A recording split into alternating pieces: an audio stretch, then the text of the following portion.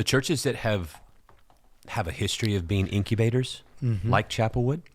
I mean, you go back when you were given the keys to go start Mercy Street. What was that, 142 years ago? It was 142 years ago. You were benching 305. He was still compensating for a lot of things. He hadn't had all his stuff worked out yet. Hi, I'm John Stevens. This is Matt Russell. This is Pod Have Mercy. John sent a couple of really stimulating links. One is about Idaho men recapturing a Guinness World here's Record. What's interesting about this. So these two Idaho men, they recaptured the Guinness World Record for wet sponge hits. So one guy throws the wet sponges, hits this guy in the face. Yeah, you can watch it. And it's 51 wet sponges in 30 seconds. Now, here's what that's almost two a second. Sometimes there's more to the story than the story. It's they recaptured.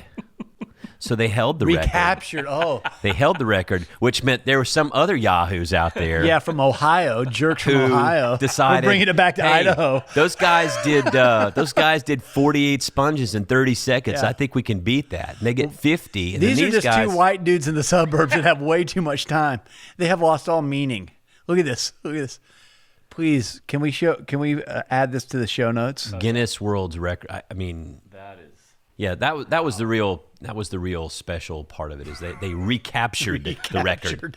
That means there's like people out there doing this. Yeah, right. Sponge to the face, wet Sponge sponge to the face. I want to hear about this one. Okay, this is an Arizona priest. Scroll down a little bit more. So this Arizona priest, his name's in there. Oh, there he is. Reverend Andres Arango. Apparently, in the Diocese of Phoenix, he baptized, instead of saying, I baptize you in the name of the Father and the Son and the Holy Ghost, our Holy Spirit, he said, we baptize you. And the church has said that none of his baptisms that he did using we are valid. Wow. Yeah, they're sticking to their theology there, aren't they? I mean, I'm sure that's important. It matters. I get it. But it's like, think about all these poor children and parents. There's a part of me that, this is the thing. It's like theology or doctrine and theology. They're very important. They're big deals. Part of that is why we're splitting our denomination, or will at some point, is over a disagreement on interpretation or doctrine or theology. Or culture. But this one seems to be, first of all, it's an honest mistake. I don't think he was trying to invalidate. But I remember a professor in seminary saying every act of ministry says something about the nature and the character of God, right? And so this act of ministry of baptism, who you baptize, how you baptize, isn't just about like the rules of a church. It really, you're saying, this is saying something about the nature and the character of God. And so I think that's where I would probably depart from the Catholic understanding of baptism, in that it is a baptism into a we, and the church does, in a sense, participate in that. I think I could argue all day long the we-ness of baptism. I like how we do baptisms here. I think it's cool. I do. Where people call out different attributes. Yeah, I do. Well, and that's the corporate communal. I don't know that I've ever said we baptize you. I've always said I baptize you. Yeah. But Would it be invalid if you did? I don't think for Methodists. I mean, Did you get hell, we got all during the pandemic, and Methodists got all persnickety about online communion. You'd have thought that was world war. Everybody got into the communion wars, and I'm like, okay. Yeah. For some people, that was really important. Yeah. There was one other kind of fun one from the Super Bowl. I don't know if y'all saw the Coinbase ad. The Super Bowl? Yeah, from the commercials. Oh, the QR code? Was this the one where the little QR code was dancing on the screen, and then everybody logged in and it crashed the site? Yeah, 20 million people scanned the QR code. Why would you do that? Because you can sit in your couch. It's like your whole life they tell you, oh, do you know where this is coming from? Don't open it. Yeah. Don't open it. Did you know who's sending this text? Oh, that link, don't open it. Oh, yeah. Facebook in the message. Hey, is this you? Yeah. Don't click on it. I think this is you. Don't click on it. Stop it. Yeah. Hey, here's something I found. You should click that. No, I don't know who you are. and they're going to put it up on the thing. Everybody's going to go, It's the Super Bowl. You're in a pizza coma. Stephanie was like, "Are you gonna take the picture?" I was like, "Hell no, I'm not taking a picture of that thing. It'd probably take over all the stuff in my house." I'm like one of those conspiracy like theorists. technology Nazis now. Yeah, I don't know what all that stuff is. The other current event I had was there's another Russian cheating scandal in the Olympics. They found another athlete who Another Russian cheating scandal. This is going to be shocking. This is if the I thought 15-year-old they'd girl learned their who lesson. said she took her grandfather's medicine. I don't know. That used to happen to me a lot. I used to get my medication and my grandmother's medication when I was 15. I used to always get my meds mixed up with my grandmother, especially as a. Now here's this is so stupid. How big of an idiot do you think we are? You are a world-class 15-year-old figure skater, the best in the world, finely tuned athlete. I got my meds mixed up. What kind of meds are you taking? It just happens to be their grandfather's meds is also a sports performance drug that increases It also the happens capacity to be of your O2 something output in your heart. Yeah, your oxygenation So weird. levels increase, and that's just come on. No, I'm not that. I mean, I'm an idiot, but I'm not that big of an idiot. Unbelievable. And they're going to let her skate. Yeah. Y'all want to get into any one of these that that you shared in the chat? Yeah, I think the one that kind of resonated is since we are supposed to like have something constructive, or we could just end right here. We could. And I'm Matt Russell. We could. People be like, "That was really weird." I Oh, all right. I like the Carrie Newhoff, just because the trends overlap to social things as well. And so the first thing I think about is what subject are we on? I don't still a know. We're subject just out kind there. of talking This about trends of the church of 2022. I think it's just. I think it's where we like. Yeah, it's trends that are gonna be ahead of us in 2022. I think though for the church, but for all of us, because the first thing I will say is, I think our return rate in church has been pretty good, but it's nowhere near what was pre-pandemic. We have a lot more engagement online, virtual. We'll talk about that as a hybrid system now. I think that's going to be somewhat the new normal. I mean, I don't know that. I run into people all the time that are watching church every week and rarely come, and they're like, "Hey, man, I don't like this. This is good." It's pretty sweet. And they're still plugged in. They're still connected. And I know of a couple of churches in town that are like shaming their people. You got to be back. You've got to be in the pew. And there was even one church that forbade the Sunday school classes and other classes that you cannot use Zoom. You cannot do online or virtual. We're not going to stream it. Wow. Because you got to get your butt here in the building.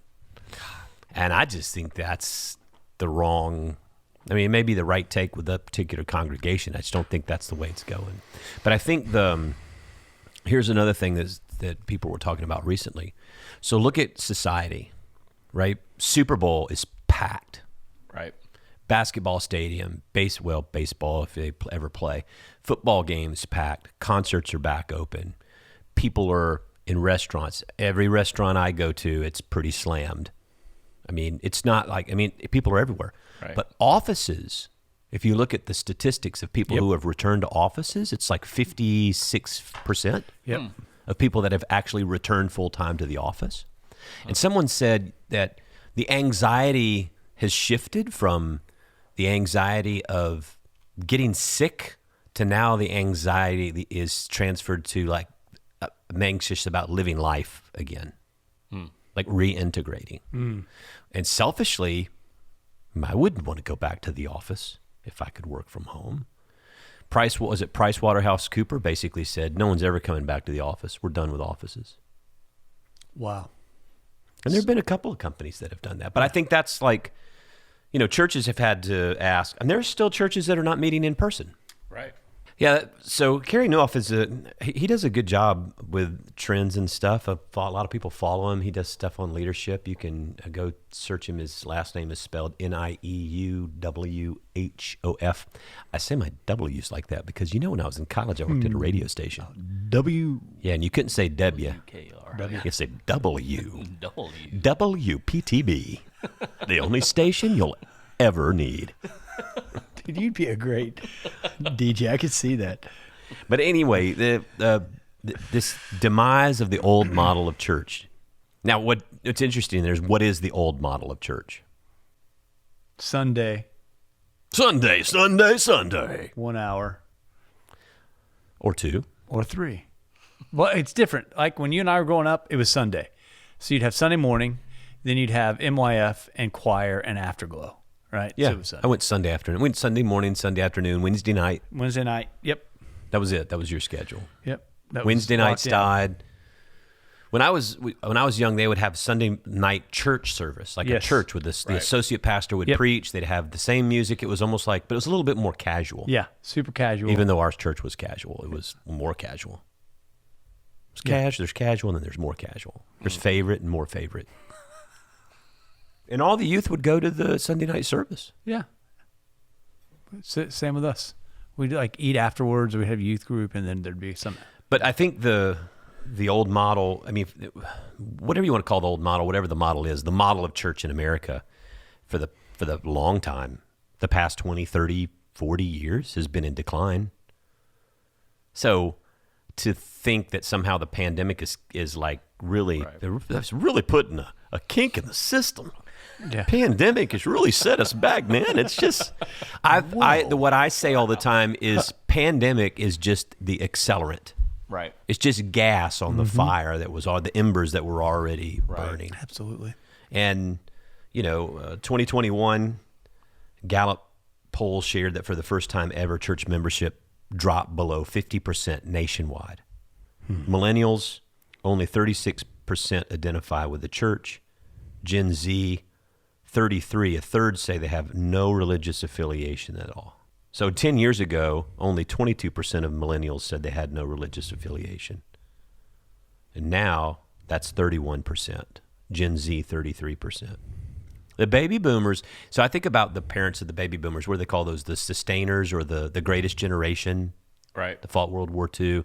And some are still around, the very young end of those. And they're your ones that are here every week, even though they're vulnerable to COVID. They were some of the first ones back. It's just that loyalty. I pay my pledge. I come to church.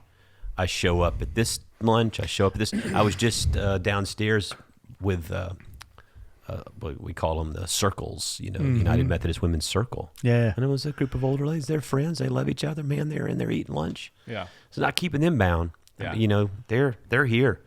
But the younger generation has already been phasing out of that. And so I think just religion in America already has a bad rap. And I think because I always thought for a long time it was because people were saying, what difference does it make? What difference does a church make? But wow, over the last 2 years, I'm convinced that people more than ever look at the church and go, y'all are a bunch of freaking hypocrites. Yeah. I mean, Yeah. we were at the center of the divided issues on race and politics and vaccines and masks and everything else. And it was Christian people. Right. And if I wasn't a Christian and I'd really be done. Right. Yeah, absolutely. Absolutely. Yeah. And I think that what I'm starting to wonder is if it's in smaller batch communities that transformation happens. I think one of his points is that there's a difference between information and transformation. Information will happen online. Transformation will happen in person. And whether it's through podcasts or digital kind of outputs, those kinds of things, you can get good information online. But when you show up in person, that's the dojo. There ought to be like practices that are equipping people for their everyday life and making an impact, right? And so I think that shift is one of the ones I get really excited about, because I think folks, when they show up, there is a deep sense that they're wanting something more than just having some more information that they have access to. There's an equipping piece. There's a transformative piece that I think has to be. I sense, at least here for us, and I think this is happening in other places, there's a real excitement and there's energy. Yeah. And there's a vibe. Because the people who are here and coming are engaged and they're invested. Yeah. And what we've decided to do is to say we're going to double down on focusing on Jesus and the teachings of Jesus, and let them challenge us no matter where we are in this spectrum.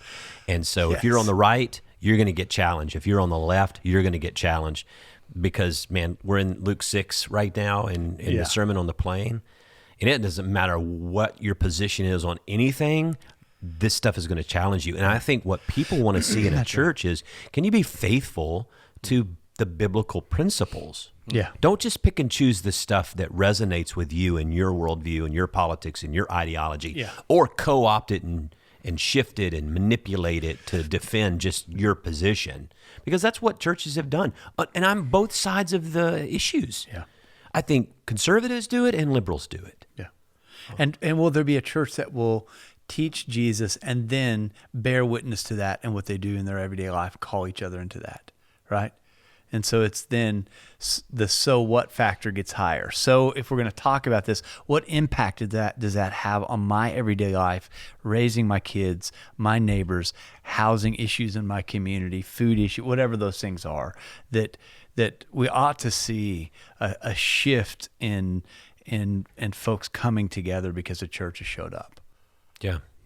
And I think when you think about shifting from traditional, this whole idea of like what really matters is happening in that 1 hour service or when we gather together. Right. And a big thing we're figuring out, and I think we should have figured out a long time ago, is that the innovation that's going to happen and what the church is going to be is going to happen, in the church, but it's going to be taking place outside the church and outside of Sunday, outside the building and outside of Sunday, because the people that you're going to intersect with and be in ministry with are going to be people that are in the community, not in your church building. Yeah. Yeah. And I think that's going to be important. If, this whole hole up in the, it's such a 19th and 20th century model. We build these churches, we gather, they're centers of the community, they move and shape the culture, but you have to come to them. That's right. And pastoral ministry was even like the guys who were retiring when I came in. It was like every morning they get up, they put on their suit, they go sit in their office all day. Everything comes to them. Yes. It's like, what do they call it? Inside sales. Right. Yeah. Like you don't have to go out and knock on doors. My wife did that for a while on a cell phone company. I mean, on a cable company. Yeah. They had the door-to-door, the outside sales, and then they had the inside sales where you just sit there and they call you. Mm-hmm. That's a lot easier. Yep. Yeah. Yeah. That was the ministry. And it was inside sales. And I think a lot of ministry, people think still in terms of inside sales. Yeah, that's really, really true. That's really true. I think part of the model of the church is, at least in evangelism, has been, we've got it, you need it, how about it? Right? But if we look at Pentecost and we think that the Spirit of the living God has been poured out on all flesh, then God is already in the world reconciling, doing stuff in the world. So the model that you're talking about is one that says, wait a minute, God's active already in the world. If we're sitting on our butts in the church, we're in the wrong place, because God's in the world redeeming the world to God's self. So let's get in the world and collaborate with organizations, with people, with neighborhoods where we see the possibility of transformation and new life. Yeah. So it's not then that we show up and save the world. I think in this, what's happening, that the church might get saved. At the end of the day, I think it's the church that needs to get saved, because we have already, we've kind of figured out that we've got it all set, and we're realizing coming out of this that we don't. And so I think if we move into the world where Jesus already is, we might just get saved ourselves. And one of the things we're doing here too is going through a process with our friend Todd Bolsinger. Yeah. And learning to kind of learn about ourselves and learn what the needs are in the community, but then engage in a season or in a process of experimentation. I love that, because, learning, organizational learning, or congregational learning, corporate learning only happens one of two ways. You either imitate a model or trial and error. That's organizational learning 101. You either imitate a model. Well, guess what? We are in a place, in a space right now where there are no more models to imitate. Yeah. There are no models to imitate. That was never the case before, because culturally you'd have things that would kind of work or blow up. But we were so methodologically enslaved. Yeah. So they would start this new church in in the suburb of Atlanta. Let's just call it Willow Creek. Well, you could do that one or North Point or any of these. But there was some church got started, right? And all of a sudden it just like, boom, it blew up and it had tens of thousands of people all of a sudden. Yeah. And it was in the suburb of Atlanta or a suburb of Chicago or wherever it was. And all of a sudden, here's a church in Kansas that's like, we got to do what they're doing. It's like, dude, they ain't working in Kansas. We ain't in Kansas anymore. No. Well, it's true, because then you'd have these churches then that would do conferences and come and learn from what we did and just reproduce it. And then for $19.99, you could have a church in a box. And if you just did this exact same thing, you can reproduce the same results. Who was the guy? It was a guy in New York City, and he would do, when this big new church movement thing was coming up, it was sort of a model, and he would do these sermon series and these graphics packages, and he'd sell them, and people would buy them, and they would just preach those sermons and use those graphics. It was just, they weren't doing anything themselves. It was just a replicated cut and paste deal. Yeah. And it was even like the everywhere. construction of the building was based on some model. No kitchen, right? We're not going to have a kitchen.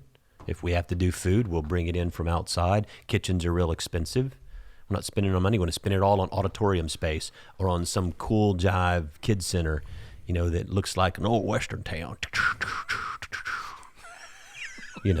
80, partner. Or under the sea, an aquarium. You know what I'm talking about? You've been in those places? Yeah, It's like a theme park. Sure. And it was always very attractional, the show, the thing, to drive people in. The problem with that is it doesn't press us to think about where we're located and who we're around and what the pain points of our community are. We assume that if I can build a Disney World, people will come to it because people love Disney. Yeah, and he had to preach about like dating, marriage, and sex, at least like 4 series a year. Right. And there would be these big billboards with like the naked feet under the sheet. It's like, wow, shock. The church is going to talk about sex. Yeah, we're going to talk about sex. You know what I'm talking about? It's all these churches. Like, I can tell you, man, for a while, those like new hipster churches, it was like 52 weeks of the year, and about 26 of those are going to be relationships, marriage, being single, sex. Purpose.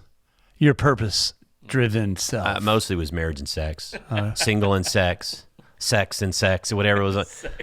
I mean, I'm serious. Yeah. It was like this hook. Yeah. What can we do to capture the fish and get them in, especially young people? And that was great because I remember it was kind of like when we did with the Christmas Eve services. I can tell you like what the church is going to do. I could tell you, not now, but 10 years ago, if I heard about a certain church, this new church is kind of doing, I said, all right, we're going to go look at all the sermons they preached last year. And I guarantee you at least 20 weeks is going to be on marriage, single, sex, something, relationships. And sure enough, was. The other thing is that I wonder what that means. I think I've wrestled with, and everybody who's in church wrestles with, is like, when's everybody coming back? When are we going to be back to like it was? And I remember, what was it? June of 21, right? Yeah. It's over. Yes. COVID is over, officially over. We're planning for a new kickoff in the fall. Yeah. Going back to 3 services. Everybody is going to be back. It's going to be on. Yeah. And then Delta surge and Omicron surge. And we thought, Christmas Eve after Delta, when Delta got to Christmas Eve, it's going to be on. Everybody's going to be back on Christmas Eve. Yeah. Everybody thought everybody was going to be back last. Don't you remember Easter of 21? Everybody's going to be back. It's going to be on. Hadn't happened. 2 years it hasn't happened. And what I think is, and I think he makes a good point, there's a normalization that's happening about attendance. And we all have new churches. It's like I said, the people who are coming and the people who are engaged, when you look at the young families that are coming and the new people that have been joining, we've had a lot of new people join. They're resonating with this. They've been disillusioned maybe in other churches or just in society in the lack that Christianity brought to the what we were facing in the world. And they want to be in a place that says, hey, I want to be about a deep formation community that's not afraid to get their fingernails dirty. And they're resonating. There was a family here this past week, first time, and we were just talking about, Christianity in America, we didn't behave well. No. And what we're trying to do here at Chapelwood is recover to go to a deeper level of our faith and try to just diagnose. It's almost like an autopsy of what were we doing that didn't enable us to be who we should have been and to be the light and the salt in the world. Yeah. And he's like, man, I love this. This is just, this is what I need. This is what my family needs. This is what everyone needs. Yeah. It's just an examination, of our faith in the midst of world, because it's not going to get any easier. No. I think though, like particularly at Chapelwood, I don't know how you're feeling about this, John, but I'm getting more and more excited about being a pastor in this community, in this space, because I think that what's coming, there's not a playbook, but that there is a deep sense that if we remain faithful, something's going to open up and we get to be a part of whatever God's doing, right? If another word for faith, like my spiritual director says, is just risk, then we'll be able to risk the future together, not saying we know how to do it, but come experiment with us. Like we want to know what the body of Christ is thinking, seeing, where they're living, moving, learning. Like as we collectively lean into each other, I think a way is going to open up and we're going to be blown away about what ministry is like in 5-10 years from now. The churches that have a history of being incubators, like Chapelwood, I mean, you go back when you were given the keys to go start Mercy Street. What was that, 142 years ago? It was 142 years ago. It was. You were benching 305. He was still compensating for a lot of things. He hadn't had all his stuff worked out yet. But I mean, back then, and even when Chapelwood, even before that, the stories here that are told in the hallways about back in the days when Alcoholics Anonymous grew, before they met in churches. Yeah. Right. And they wanted to come meet here. And Kelly, I think, even said, there was a group that's like, we'll open the doors. Yeah. And people were like, oh, hell no. Yeah. No, we don't want those folks in church. Yeah. And that because people don't remember, there was a day when AA groups did not meet in churches. Yeah. Yeah. They didn't want those folks in churches. Yeah.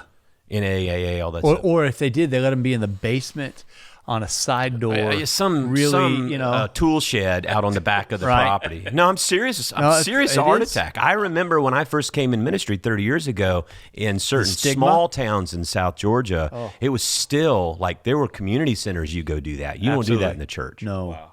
And it was even then the cutting edge churches that would allow that. And so it was slower going into that. But Chapelwood was on the front edge of that. They weren't afraid to move in that area. We weren't afraid to birth a Mercy Street. We weren't afraid to birth a Center for Contemplative Spirituality and Christian spirituality.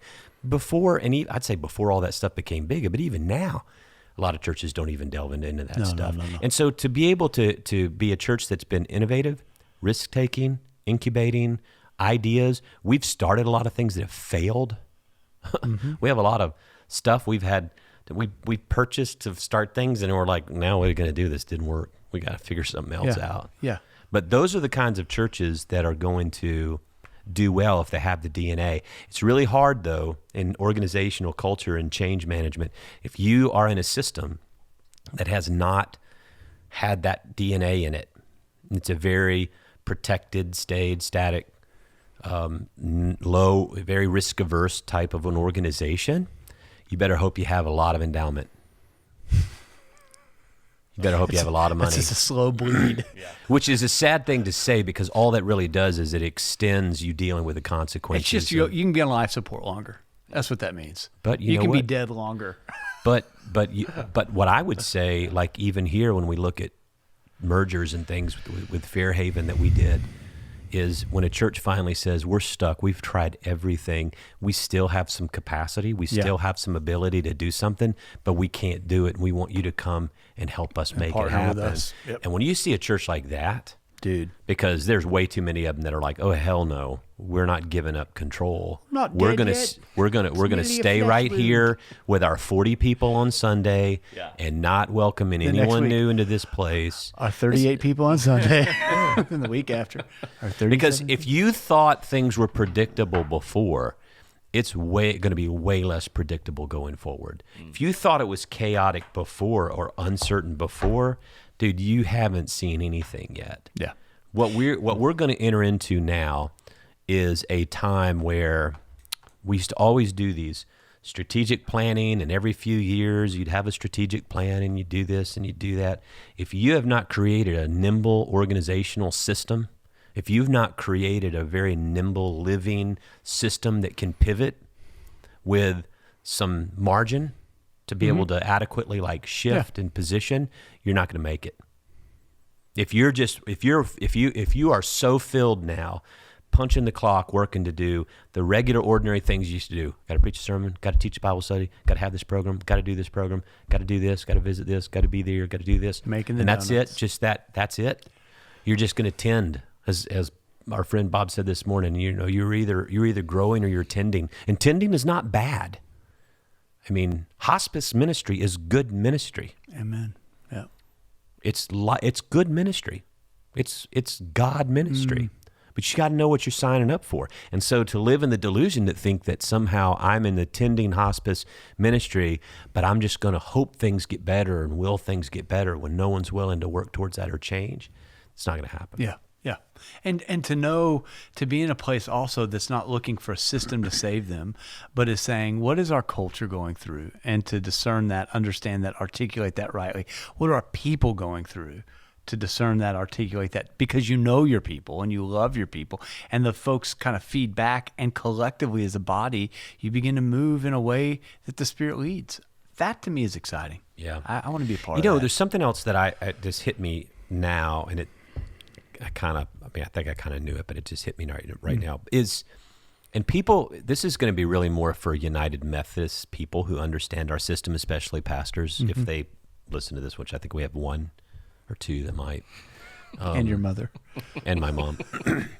Is the culture of ministry, and I think beyond United Methodist, but particularly the culture of ministry that we've set up is a very, it operates within a sense of scarcity. Mm-hmm. There's a limited number of appointments or churches to serve. You're looking at what the other person, when did they graduate from seminary? How much money do they make? Did they surpass me? That was the old model that used to be. And so what happens is when you go out and you are in a congregation or a church, you're thinking about what comes next. And so you have to perform well enough where you are so that when the opportunity for the next comes, you get a promotion. And so that does not, the culture that we've formed, even though we are a connectional church, the culture that is formed is a very competitive culture, yes, a very distrustful culture, and a culture that has actually discouraged collaboration. It does not encourage collaboration. I can't tell you how many times, like, I'll go to a church, and we're larger, so I get it. I mean, I'll go to a church and say, hey, how can we help? It doesn't have to be a merger, whatever. It can be something else. But we're not just going to come and just write you a check. I mean, it's got to be some kind of a collaborative ministry. And they're just like, no, we got it. No, we got it. I'm like, no, you don't got it. I mean, I'm not saying we have all the answers, but it could be any large church. Or I think that larger churches are going to get larger. You can say it's bad or good or indifferent, but larger churches also need to carry the weight of responsibility to look beyond themselves. Amen. And to look out in the community Amen. at the other churches and say, how can we partner with you? How can we Absolutely. help you? How can we work together collaboratively so that the kingdom of God can become a reality in our sphere of influence, that we're doing this together? Absolutely. And there's just too many isolated, it kills me that we have United Methodist churches that we're supposed to be connectional in a district, in a conference, that we're supposed to be like the same family, and there's one like 3 or 4 blocks this way, or 4 blocks this way, or 5 blocks this way. We never talk to each other. We never do anything together. We don't have anything to do with each other. Don't you talk to my people? Don't you come in my neighborhood? Don't you? It's like, really? Because, I mean, it brings us back. That's got to die. It brings us back to the article of even baptism. We is going to be the operative word in the future, not I, right? Not me. It's got to be, the church has got to be, continue to move into a belonging system. So you're saying the Pope is wrong? I'm just kidding. I love Francis, but yeah. That's great. Anything else? No, that's great. All right. Well, I'm John Stevens. And I'm Matt Russell. And this is Pod Have Mercy.